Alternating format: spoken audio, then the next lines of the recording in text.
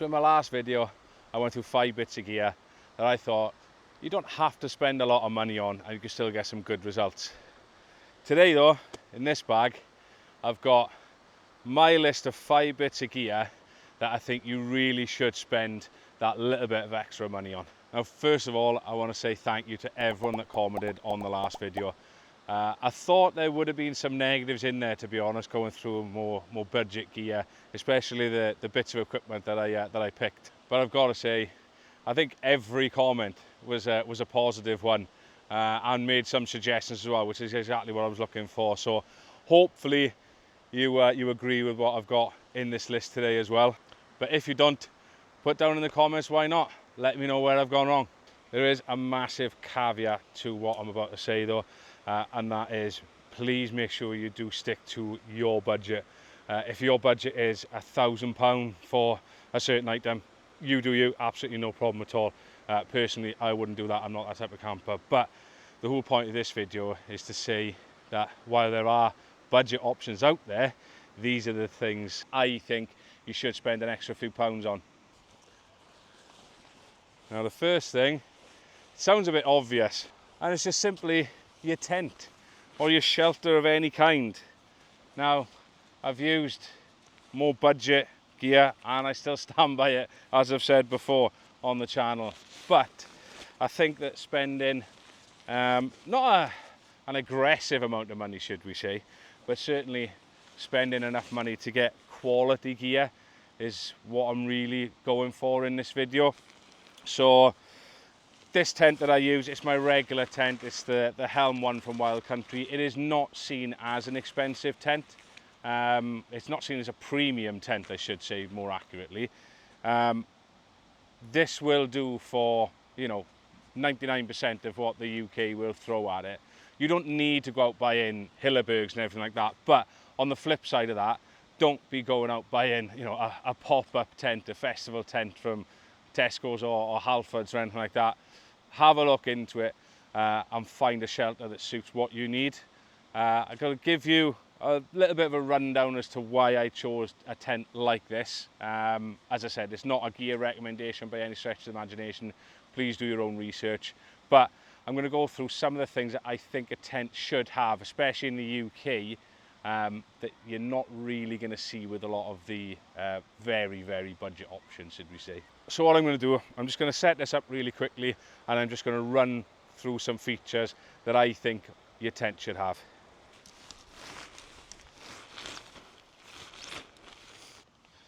So first of all, starting with the outside, I think that aluminium poles is definitely the way to go. You can see some of the cheaper tents, they will have fiberglass poles, which can be very, very brittle.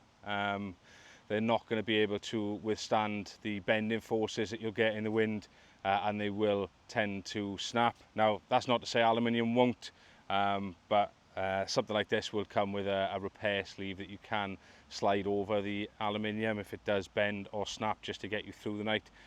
Whereas fiberglass, it does tend to just basically shatter and shard a lot. So you are going to get problems then with either putting some kind of repair with it or lasting the whole night. Also, I would say the single skin tents. Now again, bit of a caveat to this, you do see single skin tents out there that are very, very good. Mainly that's down to the condensation issues that you get, especially in the UK. All my bits of gear are kind of tailored to UK use. We do have a very humid climate in the UK. You will get a lot of damp in the air. Obviously we get a lot of rainy days as well, so the ground will also be damp, which will affect the condensation on the inside of the tent. So a single skin tent, as I say, it can work, but if you're looking at the more budget end of the gear, again, a lot of these pop-up tents and things like that, they will just be single skin and you will just get absolutely drenched with condensation on those. But there are tents from places like Six Moons and Gossamer Gear, and they will do the job, but they can be very, very expensive. So next thing I would say on the subject of the UK weather is get a tent that pitches inner and outer together. I know a lot of tent designers, especially American tent designers, they'll have inner pitch first tents, but their climate is a lot drier than ours. In the UK, you can get you know, rain bubbling up. Even on a day like this, you can be 25 degrees and then all of a sudden you'll have a rain shower out the middle of nowhere. So if you're pitching the inner first and you just happen to be caught in one, you're just going to get the inside of your tent wet. And then last of all, I'll say on tents would be a usable vestibule space. Now, I haven't pegged this tent out or anything, it's a semi-freestanding one, so I just put it up for an example. But the vestibule on this particular tent is big enough to you know, cook in and store a little bit of gear, but there is also another smaller vestibule the other side, which is accessible from the inside, which I use to put my bag in and things like that. But make sure you do get a tent with either a large vestibule space, or if you can't get two vestibules, something like the Darren X-Mid. I know it is a trekking pole tent, but it does have that offset inner, so you do get a vestibule either side, which I think is really, really good. And something like that isn't a massive amount of money. If I were to put a price on thing, I would say realistically you need to be looking at spending £250–300 plus on a decent one man, and probably somewhere around the 400 to 500 plus mark on a decent two-man tent for all year use. I'm not really a big believer in having you know, a winter tent and a summer tent and you know, bits of gear for different things. Something like a tent, I think you should be able to use all year round. So I think if you spend that little bit more money here, it is going to save you money overall on the back end of it, because you're only going to need to buy one. Next on the list is a sleep pad. Now, I have two sleep pads, as regular viewers will know, but they're very different price ranges, and for good reason. And this is kind of why I've put sleep pads in this category of buying more expensive gear, even though I have got a budget one. Again, I think if you're buying once, you can use it all year round. So something like this, for example, the Vango Airtron, I've had this for years. It is very small, very lightweight, and very much on the cheaper end of things, but its R value is 1, and that's not a certified R value, should I say, which I'll come on to in a minute. So the more premium option I use is this, the Thermarest Neo Air X Lite. Now, I absolutely love this thing. I cannot recommend it enough. I know I said I wouldn't do any gear recommendations, but this is brilliant. However, there's plenty out there that'll do the same job as this. And apparently, not that I've used them, there are a few more that are a little bit more comfortable nowadays as well. But something like this, it's amazing how many people don't realise how much heat loss you lose through the ground. You know, you can have a roll mat or anything like that to sleep on it, but it is going to suck that warmth from your body way more quickly than just losing it out into the elements, into the air within inside your tent. So something like this really is something to invest in, and like I said, you can use it all year round, even in the summer. This thing you can use without a sleeping bag sometimes. I've just slept in a shorts and t-shirt on some occasions on top of this thing. It really is that warm. Now, this thing has an R value of, I think it's 4.2, this particular model. If it's any different, I'll put it on the screen. But what is R value? Now, that is a measure of effectively the thermal efficiency of the mat itself. How much heat will it retain and reflect back to you in a way to keep you warm during those cold nights. The one thing I would say is do not trust every manufacturer's claim on their R values. Some budget gear, especially the stuff you see on like Amazon or you know, the sort of Chinese gear and things like that, they can be great, but their R values can be a little bit ambitious, should we say. When you are looking at R values, make sure they are ASTM certified. Now, R value can be quite complicated. There is a chart I did find online somewhere. I'll put it up on screen. It just gives you an idea as to what R values will mean as far as what temperatures you'll be able to use those particular mats in. But like I say, most importantly, look that it is a genuine R value.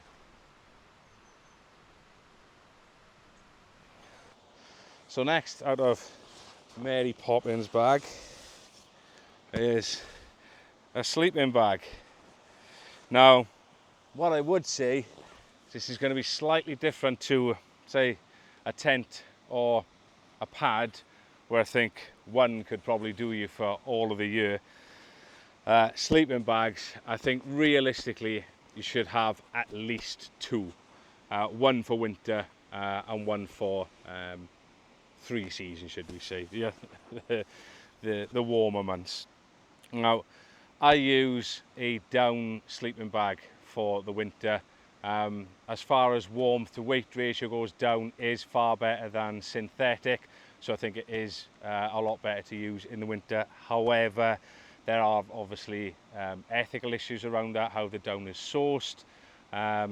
The bag that I use, the Rucksack 900, is ethically sourced down. I know that isn't the case for all of them, and I am starting to look for synthetic alternatives for my colder winter camps as well.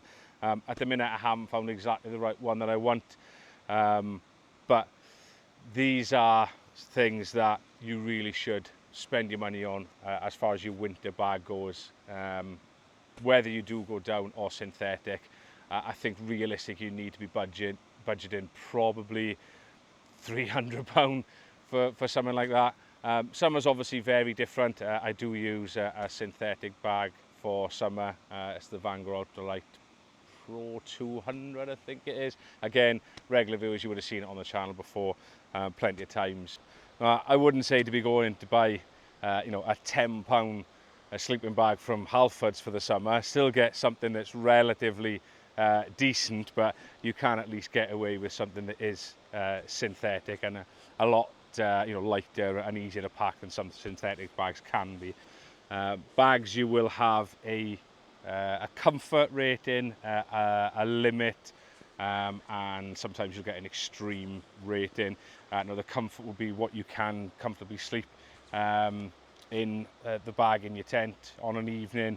If it does get a little bit cooler than the comfort temperature, you will start moving into the limit. If it gets extremely cold compared to what the comfort is at, then realistically the limit is going to say it'll keep you alive at this temperature. You're not really going to get any sleep from it.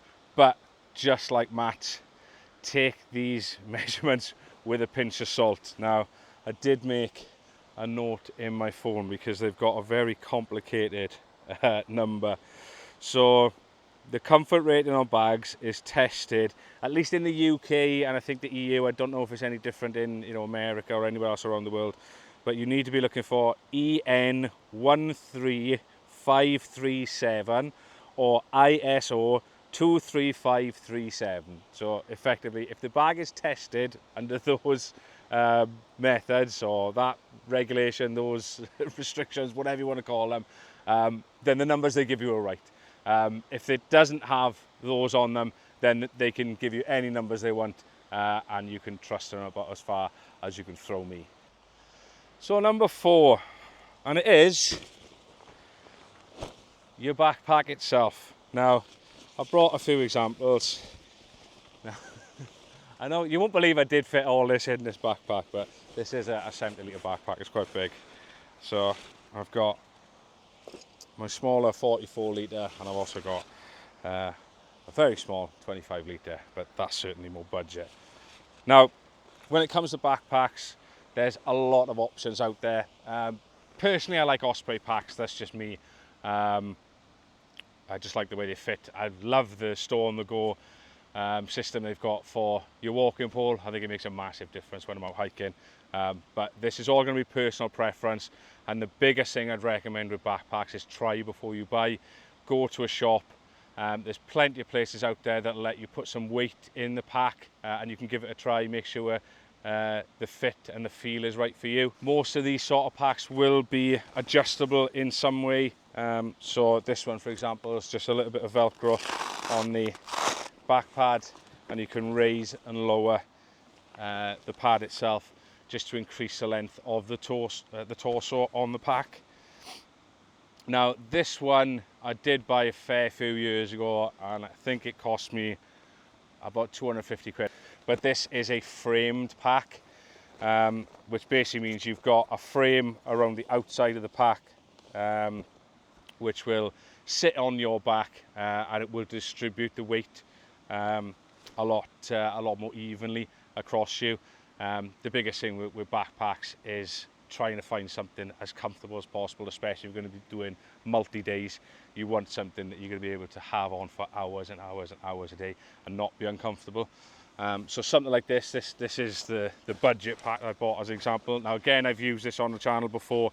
The big difference here, there's no frame, it's not rigid, so you've got nothing as far as support. Yes, I know it's smaller, so you're not going to be able to put a lot of weight in it, but it's a massive difference from something like this to something like this. You know, the shoulder straps, the padding is a lot less. There's no padding whatsoever on the hip straps. There's no frame to keep the pack off your back, so there's no ventilation. There is just a little bit of foam with some holes cut into it, which really doesn't give you anything. After, you know, an hour or so with this pack on my back, is absolutely soaking. Whereas something like this mesh actually sits on your back and it keeps the pack itself away from your back. Now I did bring this as well just to give you a sort of idea of mid-range things. This is the Osprey Talon, the 44 litre version is the one I've used.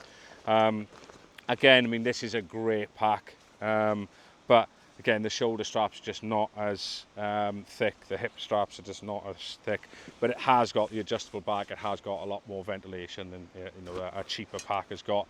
The biggest things for me when it comes to backpacks is nice comfortable shoulder straps. Make sure you get something with a sternum strap as well, because that really does help keep those shoulder straps in place. They're not going to be sliding off your shoulders with the weight of the pack pulling it off you. Again, the hip straps, not all bags will come with them.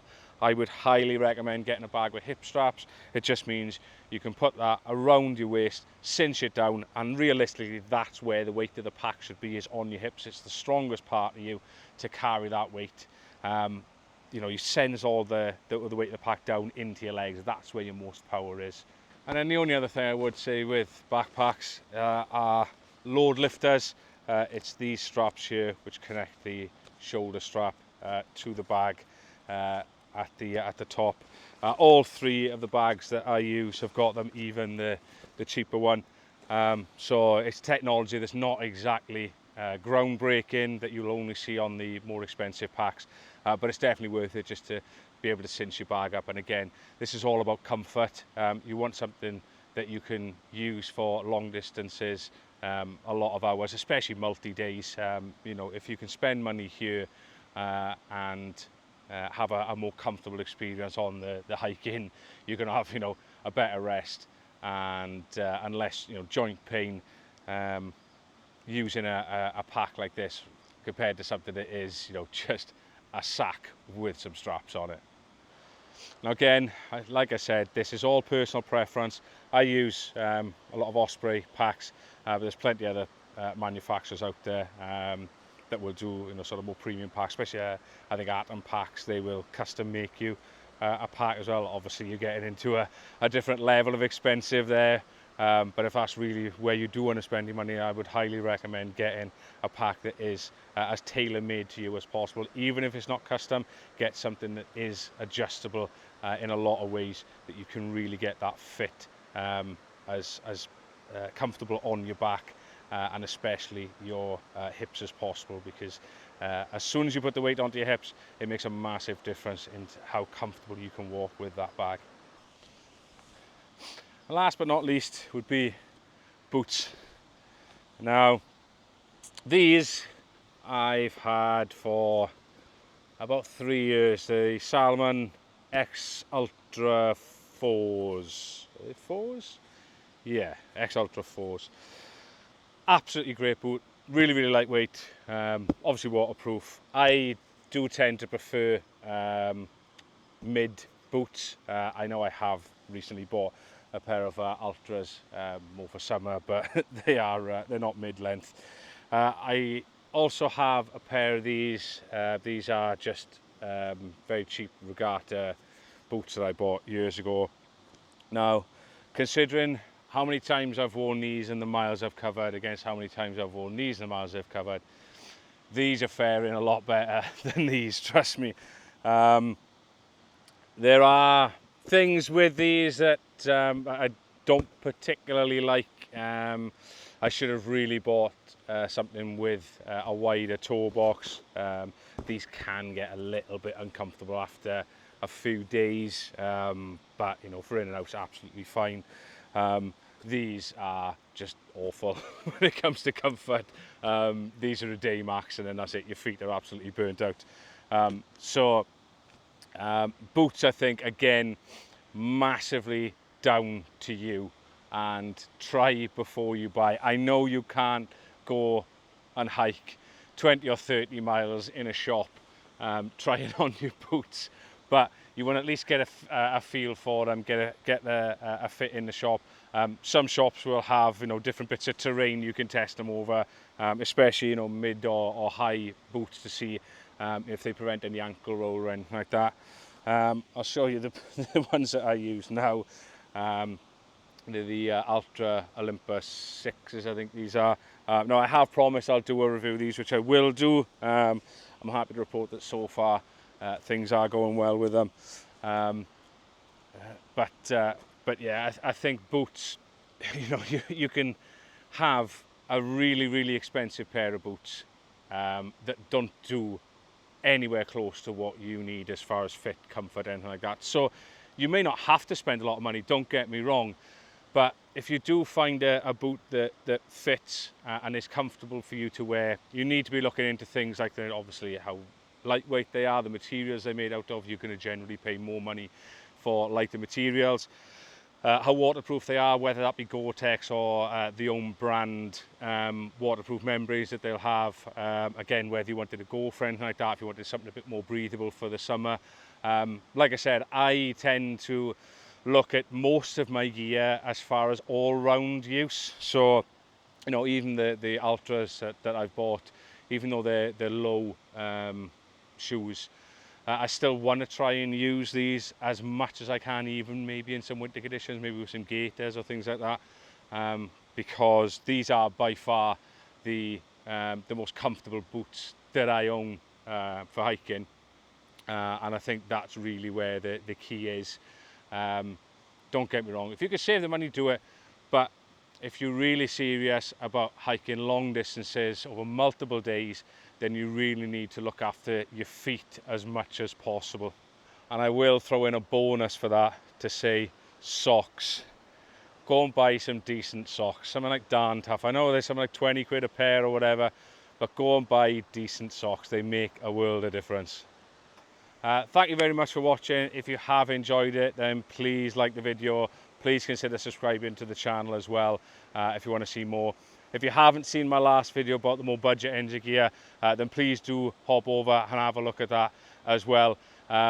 Make sure you comment on this video as much as possible, same as the last one. I absolutely loved it. It was brilliant seeing all the recommendations. So like I've said, I'm not giving you any particular recommendations in this video. I'm just saying these are the bits of gear where I think really you can spend that extra little bit of money and it makes a massive difference to your overall experience. But that's me done and dusted for this one. Thank you very much for watching.